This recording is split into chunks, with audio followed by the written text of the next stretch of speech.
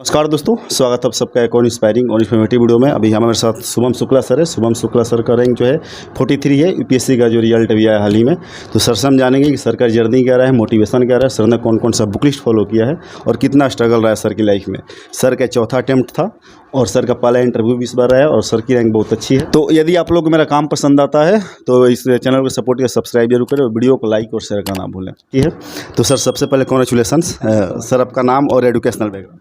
मेरा नाम शुभम शुक्ला है एंड मैंने अपनी स्कूलिंग कोलकाता से की है एंड मैंने अपने ग्रेजुएशन की है बिट्स पिलानी से मैन्युफैक्चरिंग इंजीनियरिंग में एंड मैं 2018 पास आउट हूँ। एंड ग्रेजुएशन के बाद मैंने 6 महीने जॉब की, उसके बाद जॉब छोड़ के फिर मैं यूपीएससी के लिए फुल टाइम लग गया और ये मेरा चौथा अटैम्प्ट है। मेरा चौथा मेंस भी था बट मेरा पहला इंटरव्यू है एंड भगवान जी की कृपा से क्लियर हो गया, अच्छा रैंक भी आ गया है। सर बीटेक करने के बाद सर कहाँ से मोटिवेशन मिला सर यूपीएससी में आने का? मोटिवेशन बीटेक करने के बाद नहीं, दौरान ही मिल गया था जब मैं एनएसएस के लिए काम कर रहा था, एनएसएस बिट्स पिलानी में। तो मैं कोलकाता ऐसे मेट्रोपॉलिटन सिटी से हूँ एंड मुझे रियलाइज़ किया हूँ मैं कि एक बहुत ही अलग दुनिया थी कोलकाता के बाहर पिलानी में, वहाँ आसपास के गांव में। तो मैं वहीं प्रेरणा मुझे ये मिली थी कि जो मैं इन लोगों के लिए, इन देश के लिए कर सकता हूँ एक इंजीनियर बन के, उससे बहुत ज़्यादा बेटर मैं कर सकता हूँ एक आईएएस या फिर एक सिविल सर्वेंट बन के। तो इसलिए मैंने ज्वाइन किया। सर होली पीडीएफ कहा जाता है जब सर रिजल्ट आता है तो सर एस्पिरेंट के बीच में सर, उसमें सर आपका नाम सर 43 रैंक पर सर आपको नहीं देखा। सर पहला रिएक्शन क्या था सर, कैसे उसको एंजॉय किया आपने? सर सच बोलूं तो मैं हल्का सा रो दिया था और फिर मैं तब तक मेरे रूममेट्स और ये लोग आ गए हैं, ये लोग ने हल्ला वल्ला मचाने लग गए हैं, घर वालों को भी फ़ोन ऑन कर दिया तब तक और बात हुई, अच्छा लग रहा था। एंड फिर लोगों के अचानक से कॉल आने लगे, अभी तक नहीं रुके हैं। फ़ोन साइलेंट करके बैठा हूँ, सर कॉल आ रहा है, बट यही है अच्छा फीलिंग है, बहुत अच्छा लग रहा है। सर किसे सर क्रेडिट देना चाहेंगे और सर फैमिली बैकग्राउंड की थोड़ी बात बताएं, फैमिली बैकग्राउंड क्या है आपकी? सबसे पहले तो माँ बाप को क्रेडिट देना चाहूँगा, फैमिली को क्रेडिट देना चाहूँगा, दोस्तों को देना चाहूँगा एंड टीचर्स जिन्होंने हेल्प किया है एंड ईश्वर को तो ऑब्वियसली देना ही चाहूँगा बिकॉज बहुत काफ़ी प्रिविलेज तरीके से रखा है मुझे। एंड फैमिली बैकग्राउंड, मेरे पापा गवर्नमेंट सर्विस में है, मेरी मम्मी होम मेकर हैं एंड मेरी छोटी बहन अभी कॉलेज में। सर एकेडमी के दिनों में सर आप कैसे थे सर पढ़ने में? Sorry, repeat. सर एकेडमी के दिनों में आपकी सर परफॉर्मेंस कैसे हुआ करते थे? ठीक थे। कॉलेज टाइम बोलेंगे तो कॉलेज में परफॉर्मेंस ठीक रहा था। I was not the brightest student of my batch but I think I was in the average and above average zone में रहता था सर। सर आप प्रीलिम्स की हम थोड़ी बात करेंगे। प्रीलिम्स में सर आपकी स्ट्रेटेजी क्या थी और सर कौन कौन सा सर बुक लिस्ट आपने सर बेसिकली फॉलो किया था? स्ट्रैटेजी के लिए मेनली बेसिक बुक्स ही देखा था एंड इधर उधर से कोचिंग मटेरियल कुछ इधर उधर हो गया तो वो सब था।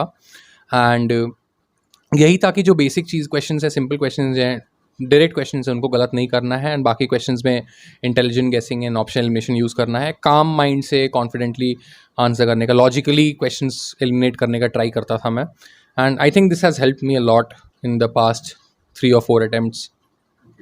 सर एलिमिनेशन टेक्निक की बात होती है, एलिमिनेशन टेक्निक से प्रीलिम्स में कैसे करना होता है सर? एलिमिनेशन प्रीलिम्स में बहुत सारे तरीके हैं करने के। आप कई बार क्वेश्चन के पीछे का मतलब समझिए, क्यों क्वेश्चन पूछना चाह रहे हैं। कई बार आप कुछ लैंग्वेज से पकड़ना चाहते हैं, कई बार कुछ बहुत ही सिंपल चीज़ कॉमन सेंस से अप्लाई करते हैं। तो बहुत सारी चीज़ें हैं। मैंने एक सर हैं यूट्यूब पे, वो current Indian forest service officer हैं, अंशुमन सर। तो उन्होंने अपने चैनल में बहुत कुछ अपलोड किया हुआ था, तो वहाँ से बहुत एलिमिनेशन टेक्निक बहुत ज़्यादा सीखा है मैंने। सर मेंस में सर आंसर राइटिंग काफ़ी ज़्यादा इंपॉर्टेंट होता है। यूपीएससी में सर प्रीलिम्स में कितने ही मार्क्स लें वो मैटर नहीं करता है। सर आंसर राइटिंग सर अब नए जो एस्पिरेंट करते हैं तो कम मार्क्स आते हैं तो डिमोटिवेट होते हैं। सर आपके साथ भी कहीं ना कहीं चीज़ें रही होगी, तो सर उसको कैसे सर बेटर किया और बेस्ट किया सर, इतनी अच्छी रैंक आप फिर सर लेकर आए? सर ये होता है, दिस इज़ ट्रू, जब आप स्टार्ट करते हो आप टाइम ज़्यादा लेते हो, आपके आंसर्स अच्छे नहीं हैं, बट आप टॉपर्स के आंसर कॉपीज़ पढ़िए, आप सोचिए और किस क्रिएटिव तरीके में आप प्रेजेंट कर सकते हैं। शुरू में 15 मिनट लग रहा है, 20 मिनट लग रहा है, उसकी टेंशन मत लीजिए। ग्रेजुअली आप लिखना शुरू करेंगे, ग्रेजुअली वो टाइम 7 मिनट के अंदर, 7.25 मिनट के अंदर आना स्टार्ट हो जाएगा। तो it's about being patient, it's about having a very learning attitude. तो इसी से हो जाता है मोस्टली एंड कई फ्रीक्वेंटली प्रैक्टिस करते रहिए। नॉट नेसेसरली डेली आपको मॉक नहीं लगाना है, डेली 1-2 क्वेश्चन भी करिएगा तो आई थिंक एक पॉइंट ऑफ टाइम पे जाके आपका हाथ सेट हो जाएगा, आपका फ्रेम ऑफ माइंड सेट हो जाएगा एंड बेसिक कंसेप्चुअल क्लैरिटी रखिएगा, that will help you a lot. Sir mains answer writing एक और क्वेश्चन आपसे मैं पूछूंगा कि बहुत सारा ऐसा फॉर्मेट होता है, कोई बताता है कि बुलेट फॉर्म में लिखो, कोई बताता है कि पॉइंट में, कोई बताता है पैराग्राफ में। सर वो बेस्ट तरीका क्या होगा जो कि आपने सर उसको अपनाया और सर अच्छे सर मार्क्स लेके आए होंगे आप obviously sir? So there is no एक कोई सिंगल बेस्ट या ग्रैंड स्ट्रैटेजी या स्टेप टेक का मुझे नहीं लगता कुछ है, सबका अपना अपना लिखने का कंफर्ट है। मैं स्टार्टिंग करता था एक इंट्रोडक्शन से पैरा में और एग्जांपल देता था, फिर बुलेट पॉइंट वाले में आता था और एंड करता था एक इंट्रोडक्शन या एंड करता एक पैराग्राफ टाइप का। तो ये मेरा स्ट्रैटेजी रहा है। बट देन अगेन कुछ क्वेश्चन ऐसे जहाँ पे आप बुलेट पॉइंट्स नहीं दे सकते, तो वो 2-3 पैराग्राफ में ही करके लिखना पड़ता है, बीच में एक ड्राइंग डालना पड़ता था, इस टाइप का कुछ होता था। सर 8 साल ह्यूमैनिटी वाले सर कमेंट में ये लिख के जाते हैं कि जब भी आप कहीं जाएं इंटरव्यू करने टॉपर का, तो जो यदि वो बीटेक किया उन्होंने, तो उनसे जरूर क्वेश्चन पूछे कि साइंटिफिक टेक्निक से वो कैसे पढ़ाई करते हैं, साइंटिफिक स्टडी सर कैसे होती है? वैसा कुछ साइंटिफिक बीटेक का डायरेक्टली मतलब बहुत टॉपर्स आपका एवर नोट ये सब यूज़ करते हैं नोट्स बनाने के लिए, उनको रिवाइज़ करने के लिए। मैंने पर्सनली नहीं किया था बिकॉज मैं बहुत ज़्यादा नोट्स पर्सनली नहीं बनाता हूँ। एंड ये एवर नोट आप यूज़ कर सकते हैं if you are very comfortable making online notes. PDFs के थ्रू पढ़ता था मैं, एंड टास्क मैं सेट कर देता था, टास्क डिवाइड करने का एक हद तक करता था, बट बहुत डीप में नहीं करता। माइक्रो टास्किंग जिसको बोलते हैं वो किया है मैंने। तो यही है, इससे ज़्यादा कुछ खास नहीं है। सर किसी भी टॉपिक को सर आप जब पढ़ते हैं तो सर उसको ज़्यादा समय तक कैसे कैरी किया जा सकता है? मतलब कि एक अंडरस्टैंडिंग बेस्ड सर कोई टॉपिक होता है, इसमें सर अंडरस्टैंडिंग सर डेवलप करना होता है, बट सर कुछ ऐसे चीज़ें होती हैं इसको हम याद करते हैं ज़्यादा समय तक वो कैरी करने के लिए, सर वो किस तरीके से उसको रिवीजन टेक्निक की बात में जानना चाहूँगा। वही आप जो बेसिक पढ़ रहे हैं आप फोकस करिए नॉलेज के ऊपर एंड फोकस करिए समझने के ऊपर, रादर देन फोकस करिए आप रटने के ऊपर। एंड कभी कभी बीच बीच में आके एक शेड्यूल बनाए कि मान लीजिए जैसे आपने अगर आज लक्ष्मीकांत में वो कॉन्स्टिट्यूशनल बॉडीज़ पढ़ी हैं, तो एक हफ्ते बाद आप आके उसी को रिवाइज करते हैं। एंड फिर मान लो कि अगर एक हफ्ता हो गया तो एक महीना बाद वापस आके रिवाइज करते हैं। ये depends on person to person. Point being कि जो आप पढ़ रहे हैं उसको आप रिवाइज करते रहिए एंड थोड़ा सॉल्व वॉल्व करते रहिए, तो आपके दिमाग में रहता है। कई बार आप एमसीक्यूज गलत करते हैं तो उससे भी आपको बहुत ज़्यादा, जब आप उसका सोल्यूशन देखते हैं तो दिमाग में बैठ जाता है वो। सर 16 घंटे 18 घंटे सर पढ़ने की बात होती है, एस्पिरेंट के बीच में सर ये है कि 16 घंटे 18 घंटे पढ़ोगे तो भी सिविल सर्विसेज सर क्रैक होगा। सर इसके पीछे से रियलिटी क्या है सर? सर मैं पर्सनली बोलूँगा तो 8 से या 10 घंटे से ज़्यादा मैं आज तक कभी नहीं पढ़ा हूँ। कभी गलती से एक बार पढ़ लिया होगा तो भाई वो अलग बात है, बट 8 से 10 घंटे बहुत ज़्यादा होता पढ़ता था। बट 8 से 10 घंटे भी जिस दिन पढ़ लिया उस दिन पूरा फोकस से पढ़ूंगा। उस समय फेसबुक नहीं चल रहा होगा, वीडियो गेम्स बंद होंगे, म्यूज़िक नहीं चल रहा होगा।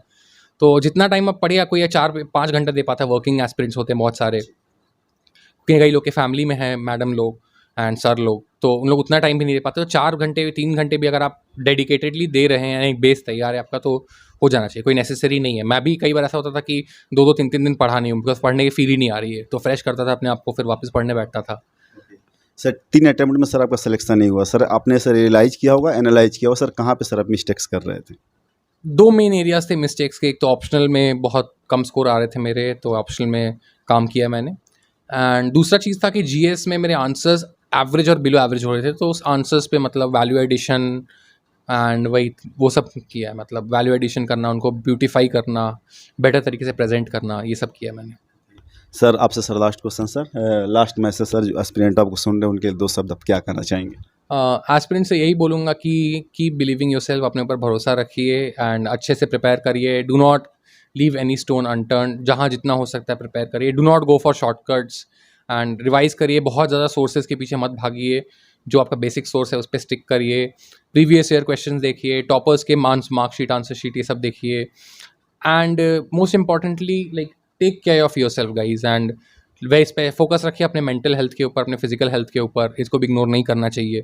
मतलब ऐसा ना हो जाए कि आप मेंटली अच्छे नहीं चल रहे हैं। इफ़ अगर लग रहा है वैसा कुछ हालत है, take help, talk to you people, talk to friends, get medical help as well. There is no कोई शर्माने की, हिचकिचाने की बात नहीं। लोगों को होता है, जैसे को भी एक इलनेस है, वो भी ठीक हो सकता है।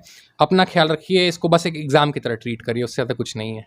Thank you so much sir. हम सर्विस करते हैं कि आप जिस भी सर सर्विस में जा रहे हैं, ये सर बन रहे हैं, तो सर जहाँ पे आप पोस्टिंग होगी सर वहाँ के सर आम जनमानस और निचले तबके के लिए सर आप अच्छे नीति निर्माता बनेंगे और उनके लिए अच्छे पदाधिकारी के तौर पर सर आप काम करेंगे। शुक्रिया सर। दोस्तों सर ने बताया बहुत अच्छे स्ट्रेटेजीज, शुभम शुक्ला सर ने, जिनकी रैंक 43 है। तो आपको ये वीडियो अच्छी लगी तो इस वीडियो को लाइक करें और शेयर करें और चैनल सपोर्ट के चैनल सब्सक्राइब करना भूलें। Thank you so much.